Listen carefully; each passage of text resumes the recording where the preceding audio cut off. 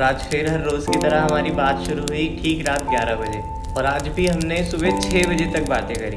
ये हमारा रोज़ का था। मेरी आंखें तो समझो फटने वाली थी। जो हमने कल एक दूसरे का हाथ पकड़ के फ़ोटोज़ ली थी, आज वो उसने मांगी और कहा कि मैं स्टेटस लगाऊंगी, मुझे कोई कैप्शन बताओ। लेकिन उस कैप्शन से किसी को ये नहीं लगना चाहिए कि हम लोग बॉयफ्रेंड गर्लफ्रेंड है। मैं थोड़ा कंफ्यूज हुआ, लेकिन उसकी चालाकी मैं समझ रहा था।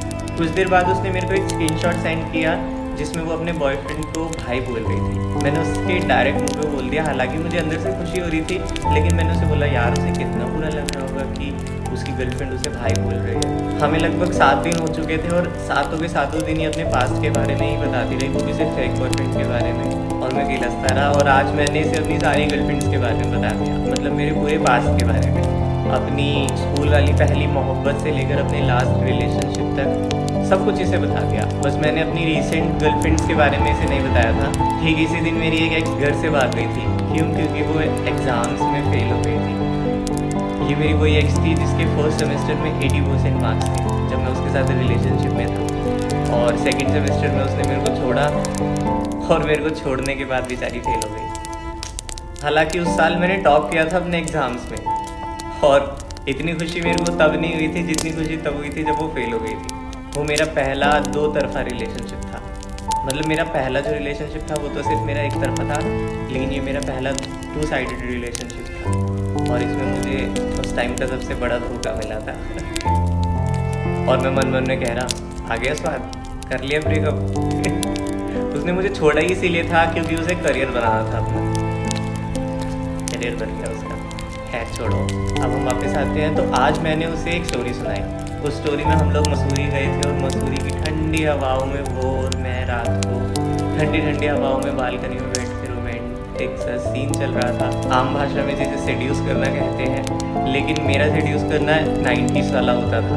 मैं एक बहुत रोमांटिक सी स्टोरी को लेकर हम दोनों को उसमें घुसा देता था और उसे ऐसे फील करवाता था कि जैसे ये सच में हो रहा है, और वो ये सब फील भी करती थी। सच में वो पल बहुत अच्छे थे। कभी कभी आंसू आ जाते हैं जब उन चीज़ों को याद करता हूँ, लेकिन ऑफकोर्स मैं अब अपनी लाइफ में मूव ऑन भी कर चुका हूँ, काफ़ी कुछ अचीव भी कर चुका हूँ। इन चीज़ों को भूलना बिल्कुल आसान नहीं होता, लेकिन हाँ, कुछ किस्सों का कहानियाँ बन जाना ही बेहतर होता है। तो अगले दिन मेरे भाई को बर्थडे था और हम लोग क्लब जाने की प्लानिंग कर रहे थे। मैंने उसे भी बुलाया, लेकिन फैमिली रिस्ट्रिक्शंस की वजह से वो आ नहीं सकी, और मैं अपने सभी कज़न्स के साथ वहाँ पे चला गया, और वहाँ पे जाके प्लेट्स पे उसका नाम लिखने लग गया, वो भी केचप से। उस दिन मैंने अपने सारे कज़न्स को बताया कि तुम्हारी भाभी मिल गई है, तो उन्होंने हंसते हंसते मुझे बोला, जाना तू किसी से प्यार कर ही नहीं सकता। मतलब मैं इतना बदनाम हो चुका था ना कि मैं कुछ बता नहीं सकता, लेकिन हाँ, एक सच्ची फीलिंग मेरे मन में आ चुकी थी अब इसके लिए। खैर कोई माने या ना माने, मुझे तो अपने प्यार की मिसाल देनी थी। तो पार्टी ख़त्म होने के बाद मेरा भाई जल्दी निकल गया था,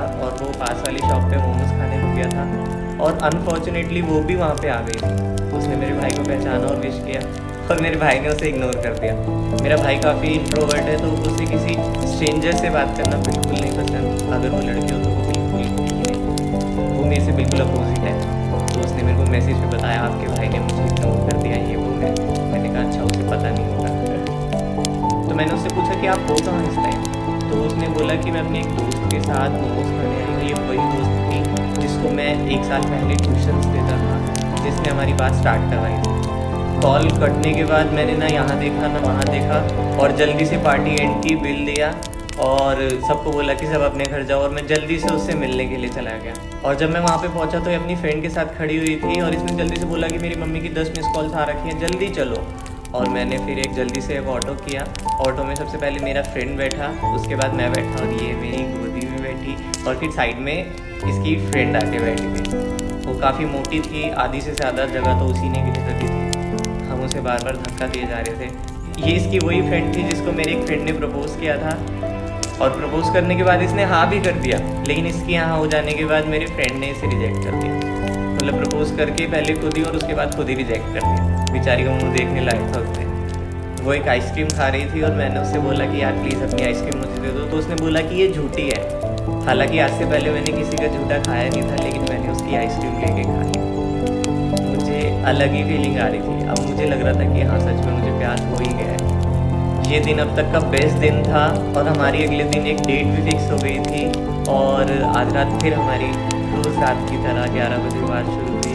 आज हमने एक दूसरे को अपनी फैमिली फ़ोटोज़ भेजी और ढेर सारी बातें। आज रात हमारे पास्ट के बारे में काफ़ी कुछ क्लियर हो चुका था। वो मेरे से सवाल पूछती गई और मैं सबके आंसर देते गया। मैं सारी एक्स के बारे में उसे बताता गया, इवन फ़ोटोज़ भी दिखाता गया कि ये कौन है, ये कौन है। 2-3 को तो वो पहचान गई, एक उसकी क्लासमेट ही थी।